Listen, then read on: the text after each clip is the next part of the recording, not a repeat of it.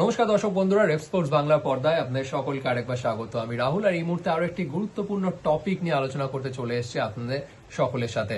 এবং এই যে রিসেন্ট যে ডেভেলপমেন্ট, যে একটি ইম্পর্টেন্ট ডেভেলপমেন্ট যেটা কিন্তু গোটা বিশ্ব জুড়ে সাড়া ফেলেছে এবং এটির কিন্তু একটা বড় ইম্প্যাক্ট ফেলতে পারে ভারতীয় ফুটবলও, এবং সেটি হলো গোটা বিশ্ব জুড়ে যাতে তরুণ ফুটবলারদেরকে আরো বেশি করে সুযোগ করে দেওয়া হয় সেই চেষ্টা করছে কিন্তু ফিফা। ইভেন ইন্ডিয়ান ফুটবল ভক্তরা কিন্তু বারবার এই ইয়াং ফুটবলারদেরকে নিয়ে কিন্তু তাদের একটা অবসেশন থাকে যে ইয়াং ফুটবলারদেরকে আরো বেশি সুযোগ করে দেওয়া হোক।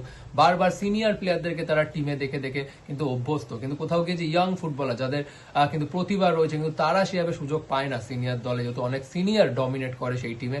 তো সেইটা নিয়ে সেটা হয়তো এই পরবর্তী কয়েকটা সিজনে হয়তো সেই ছবিটা আমরা একটু হলেও পাল্টাতে দেখতে পারি, যদি এই যে ফিফার এই যে প্ল্যান সেটা যদি সত্যি ম্যাটেরিয়ালাইজ হয় নেক্সট কয়েকটা সিজনে। তো কি হয়েছে চলুন ডিটেলসে আলোচনা করা যাক আপনাদের সকলের সাথে। রিসেন্টলি কানাডাতে ফিফার একটি মিটিং হয়, একটি ইম্পর্টেন্ট মিটিং। আপনারা সকলে জানেন যে আসন্ন যে ফিফা বিশ্বকাপ সেটি হতে চলেছে কানাডা, মেক্সিকো এবং ইউএসএ জুড়ে, এবং তার আগে বেশ কয়েকটা মিটিং করছে ফিফা, এবং তারই মধ্যে একটি মিটিংয়ে কিন্তু এই আন্ডার 21 প্লেয়ার ডেভেলপমেন্ট নিয়ে গুরুত্বপূর্ণ আলোচনা করা হয়। এবং সেখানে এমনটাই আপাতত প্রাথমিক স্তরে ঠিক করা হয়েছে যে এই মানে এই ইন নিয়ার ফিউচার হয়তো 1-2 বছরের মধ্যে গোটা বিশ্ব জুড়ে টপ টায়ার লিগ অর্থাৎ প্রথম সারির লিগগুলোতে ক্লাবগুলোকে ম্যান্ডেটরি করে দেওয়া হবে, যাতে তাদের প্লেইং ইলেভেনে, শুধু স্কোয়াডে নয়, যাতে তাদের প্লেইং ইলেভেনে একটি করে আন্ডার 21 প্লেয়ার খেলানো হয়। এমনটাই কিন্তু আপাতত সিদ্ধান্ত নিতে চলেছে ফিফা, যদিও এটা এখনো সেই প্রপোজালটা পাঠানো হয়নি, শুধুমাত্র প্রাথমিক স্তরে এটা আলোচনা করা হয়েছে। কিন্তু এমনটাই ঠিক করা হচ্ছে যাতে আরো বেশি নিজেদের একাডেমির ট্যালেন্টের উপর নির্ভর করে টিমেরা, সেই জন্যই কিন্তু এই প্রচেষ্টা ফিফার। আমরা যদি একটা এক্সাম্পল ধরে নিই, কারণ ভারতীয় ফুটবলে কিন্তু এটা নতুন নয়, এর আগেও কিন্তু এমন চেষ্টা করা হয়েছে, কিন্তু যেহেতু সেটা কনসিস্টেন্টলি ফলো করা হয়নি সেই কারণে কোথাও গিয়ে কিন্তু সেই আমরা এন্ড প্রোডাক্টটা কিন্তু পাইনি সেই প্রসেসের। তো ভারতীয় ফুটবল আমরা যদি বলি, প্রথমে আপনাদের সকলেরই মনে রয়েছে আই লিগে যখন হতো ইস্ট বেঙ্গল মোহনবাগান খেলতো, তখন কিন্তু আপনার মনে থাকবে নিশ্চয়ই যে আই লিগের ম্যাচ ডে স্কোয়াড বা ইভেন ম্যাচ ডে যে প্লেইং ইলেভেন, সেই প্রথম একাদশে কিন্তু একটা ম্যান্ডেটারি রুল ছিল যে একজন আন্ডার 21 বা আন্ডার 22 প্লেয়ার খেলাতেই হবে। আপনার অনেকেরই মনে থাকবে সুভাশিস বোস মোহনবাগানে এবং ইস্ট বেঙ্গলের নিখিল পূজারীকে অনেকে কিন্তু এই কোটায় আপনারা খেলতে দেখেছেন এবং নিয়মিত খেলতে দেখেছেন। কিন্তু তখন কিন্তু কিন্তু এই পুরো বিষয়টা একটা নেগেটিভ দিকও কিন্তু ছিল। অনেক কোচেরা কিন্তু ঝুঁকি নিতে চাইতেন না, তারা আন্ডার 21 বা আন্ডার 22 প্লেয়ার খেলাতে তাদেরকে প্রথম একাদশে নামানো হলো, কয়েক মিনিটে 10 থেকে 15 মিনিটের পরই দেখা যেত সেই প্লেয়ারকে তুলে আরো একজন সিনিয়র প্লেয়ারকে নামিয়ে দিতেন কোচ। কিন্তু কোথাও গিয়ে ইস্ট বেঙ্গল মোহনবাগানে সেটা রেগুলারলি ফলো করা হতো, কারণ তাদের কাছে সেই নিখিল পূজারী, সুভাশিস বোসের মতন টপ ট্যালেন্ট ছিল বলে। বাট কোথাও গিয়ে সেটা কিন্তু কনসিস্টেন্টলি বাকি টিমেরা কিন্তু ফলো করেনি, তাই কোথাও গিয়ে সেই এন্ড রেজাল্টটা আমরা দেখতে পাইনি। শুধু আই লিগে নয়, আপনি যদি মনে করে দেখেন আইএসএল এ 2017-18 একটি নতুন নিয়ম চালু করা হয় যে প্রত্যেকটি স্কোয়াডে দুটো করে ডেভেলপমেন্টাল প্লেয়ার রাখা হবে। অর্থাৎ ডেভেলপমেন্টাল প্লেয়ার মানে অর্থাৎ আন্ডার 20 বা আন্ডার 21 প্লেয়ার রাখতেই হবে। এবং সেই নিয়মটা আবার 2021-22 পরে গিয়ে পাল্টে যায়।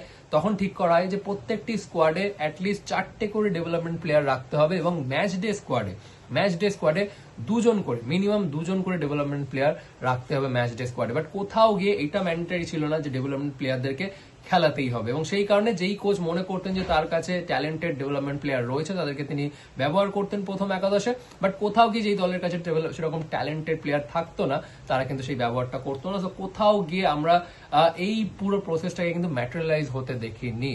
এবং আপনারা যদি বিশ্বজুড়েও বেশিরভাগ লিগে দেখেন, অবশ্যই যেসব ক্লাবেদের হিউজ ফ্যান বেস রয়েছে বা যারা রেজাল্ট ওরিয়েন্টেড ক্লাব, সেই ক্লাবের কোচেরা কিন্তু খুব একটা ঝুঁকি নিতে চান না। তো সেই কারণে তারা খুব একটা ইয়াং প্লেয়ারদের উপর নির্ভর করে না, until unless there is some exceptional young talent. So কোথাও গিয়ে সেই যে ইউথ প্লেয়ার ডেভেলপমেন্ট সেটা কোথাও গিয়ে যেন আটকে যাচ্ছে, এবং সেই কারণেই ফিফা কিন্তু এবার নড়ে চড়ে বসেছে। এবার প্রাথমিক স্তরে তারা আলোচনা করেছে যে এবার থেকে এটা ম্যান্ডেটারি করা চালু হোক, যাতে প্রত্যেকটি ক্লাব তাদের প্রথম একাদশে একটি করে আন্ডার 21 প্লেয়ার রাখা হোক। এবং শুধু যে রাখা হবে শুধু তাই নয়, তাদেরকে শুধু 10-15 মিনিট খেলে তুলে নেওয়া হবে শুধু তাই নয়, তাদেরকে অ্যাটলিস্ট 60 বা 70 মিনিট বা 90 মিনিট খেলানো ম্যান্ডেটারি, এমনটাও কিন্তু নিয়ম চালু হতে পারে। আপাতত সেটাই শোনা যাচ্ছে। প্রাথমিক স্তরে রয়েছে খুব সম্ভবত 12 মাসের মধ্যে যা শোনা যাচ্ছে 12 মাসের মধ্যে ফিফার কাছে এই প্রপোজালটা পৌঁছতে পারে এবং তারপর এই প্ল্যানটা কিন্তু ম্যাটেরিয়ালাইজ হতে পারে এবং প্রত্যেকটি ক্লাবকে তারপর ম্যান্ডেটারি করে দেওয়া হতে পারে। প্রত্যেকটি ক্লাব বলতে কারা কারা, পুরো বিশ্ব জুড়ে যতগুলি টপ টায়ার লিগ, সেই টপ টায়ার লিগের ক্লাবদেরকে এটা কিন্তু ম্যান্ডেটারি করে দেওয়া হবে যে তাদের ম্যাচ ডে, তাদের যে প্লেইং 11, সেই প্লেইং 11-এ একটি করে আন্ডার 21 প্লেয়ার খেলানোটা কিন্তু ম্যান্ডেটারি। এবং এটা কোথাও গিয়ে অবশ্যই বড় ইম্প্যাক্ট ফেলবে ভারতীয় ফুটবলে, কারণ ভারতীয় ফুটবলে আমরা দেখি বেশিরভাগ ক্লাব তারা কিন্তু ইউথ ডেভেলপমেন্টে রিলাই করে না খুব একটা, তারা অনেকটা নির্ভর করে ট্রান্সফার উইন্ডোতে বড় নামের পিছনে ছোটে। তো সেটা কোথাও গিয়ে হয়তো সেটা নাম্বারটা একটু আমরা কমতে দেখতে পারি। সেখানে গিয়ে ক্লাবরা তাদের নিজস্ব, এখন তো প্রত্যেকটা ক্লাবেরই এআইএফএফ অ্যাক্রেডিটেড একাডেমি রয়েছে, এআইএফএফ অ্যাক্রেডিটেড তাদের ইউথ টিম রয়েছে। তো কোথাও গিয়ে সেই টিমগুলো থেকে, তাদের ইউথ টিমগুলো থেকে তারা ট্যালেন্ট তুলে আনার দিকে একটু বেশি নির্ভর করবে। আমরা মোহনবাগান, ইস্টবেঙ্গল আমরা দেখেছি তাদের যে আরএফডিএল এর টিম, ইউথ টিম প্রচুর রয়েছে এবং সেখানে প্রচুর প্লেয়ার কিন্তু নজর কাটছে সেই লিগগুলোতে। বাট কোথাও গিয়ে তারা সিনিয়র টিমে কিন্তু জায়গা খুঁজে পাচ্ছে না, সিনিয়র টিমে জায়গা করে নিতে তারা হিমশিম খাচ্ছে।